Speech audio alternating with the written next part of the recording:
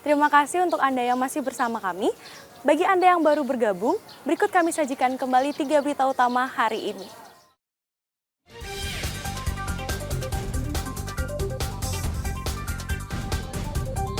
Harga minyak goreng naik di kota Denpasar.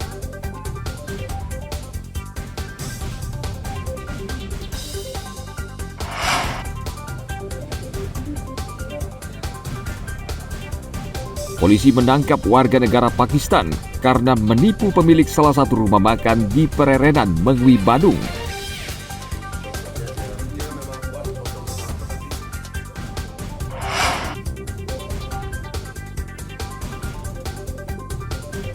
Kerajinan layang-layang dari Banjar Badung, Desa Lukluk, Badung, terjual hingga puluhan juta rupiah.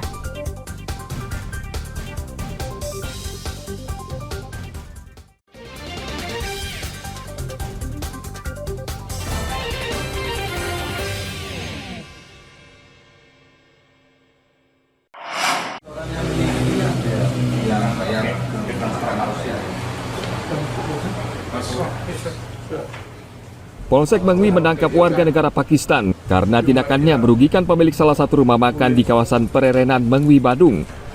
Pria ini kerap memesan makanan secara daring, namun setelah dicek pembayarannya fiktif. Pihak restoran mengaku pelaku sudah puluhan kali memesan makanan secara daring, namun pemilik tidak menyadari bukti pembayaran yang dikirim melalui WhatsApp ternyata fiktif.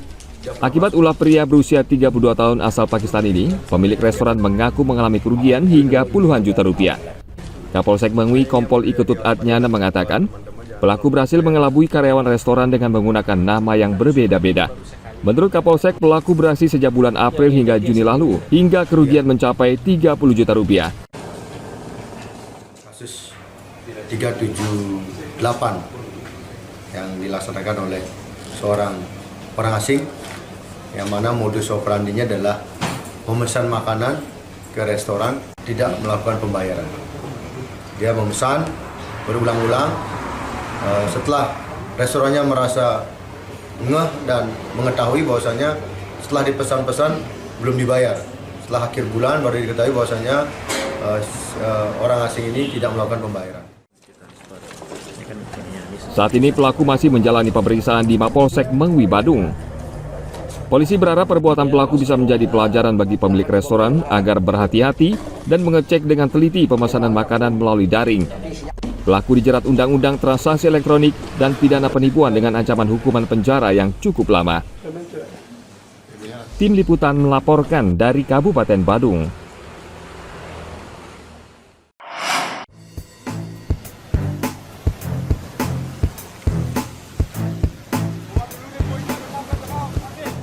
Basarnas Denpasar menerjunkan tim SAR gabungan untuk menyelamatkan 5 orang penumpang speedboat yang terbalik di perairan Pantai Virgin di Desa Adat Bukbuk, Karangasem. Tim SAR terdiri dari TNI Polri, instansi pemerintah dan juga potensi SAR bergerak cepat ke lokasi. Dalam mengevakuasi korban, tim menggunakan teknik go and carry. Tim membawa rescue tube dan torpedo pelampung untuk menyelamatkan korban. Kegiatan simulasi yang dilakukan Basarnas diikuti 50 peserta. Mereka berlatih mencari dan menyelamatkan korban di permukaan air.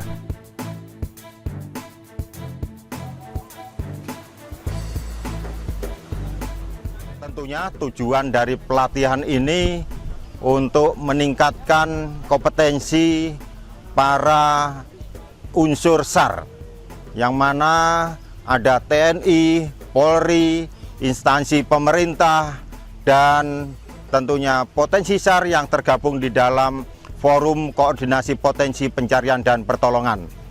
Para peserta yang berjumlah 50 orang ini, yang mana sudah mendapatkan pembekalan di bidang rescue di perairan, tentunya bisa membantu pelaksanaan operasi SAR di wilayah khususnya Pulau Dewata ataupun Pulau Bali. Manfaat yang saya dapatkan dari kegiatan ini, yang pertama menambah relasi atau menambah teman, yang kedua ilmu yang saya dapatkan ini sangat berguna bagi diri saya sendiri dan juga potensi-potensi teman yang lain. Nah, harapannya ke depan semoga saya bisa dilibatkan dalam operasi kegiatan pertolongan di air atau water rescue dari pihak Basarnas. Pelatihan bertujuan meningkatkan keterampilan dan pengetahuan dalam menolong dan menyelamatkan korban yang mengalami musibah di permukaan air. Selain itu untuk meningkatkan kerjasama dengan potensi pencarian dan pertolongan di wilayah kerja Kantor Pencarian dan Pertolongan Denpasar.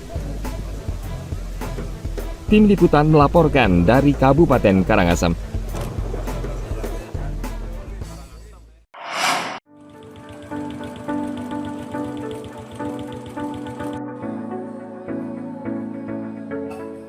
Sampah merupakan masalah serius di Kabupaten Jembrana. Belum ada cara yang jitu untuk menangani sampah. Namun di Desa Mendoyo Dangin Tukat, Kecamatan Mendoyo, Jembrana, sampah justru mendatangkan uang. Warga di desa ini cukup kreatif. Mereka membuat tempat pengolahan sampah dan mengolahnya menjadi pupuk. Dengan modal 2 mesin bantuan pemerintah, kelompok TPS 3R Buada Resik memilah sampah lalu mengubahnya menjadi pupuk organik. Setiap bulan produksi mencapai 6 kuintal dengan harga Rp1.500 per kilogram. Rata-rata anggota kelompok ini berpenghasilan per bulan sekitar Rp500.000 dan uang ini mereka gunakan untuk membiayai produksi dan upah pekerja.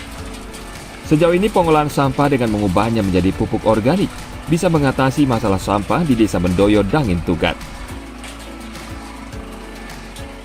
Dengan pengolahan sampah ini sudah barang tentu akan mendapatkan suatu nilai tambah bagi kita, khususnya di dalam pengelolaan ini, karena sampah ini bisa dikelola sebagai kompos, membantu masyarakat dalam bercocok tanam. Tentang pemilahan-pemilahan ini, terutama rongsokan, bisa kami jual dan ke pengepul, sehingga kami sudah punya channel pelanggan untuk menjual barang hasil rongsokan, sehingga kami tidak susah untuk menjual rongsokan tersebut.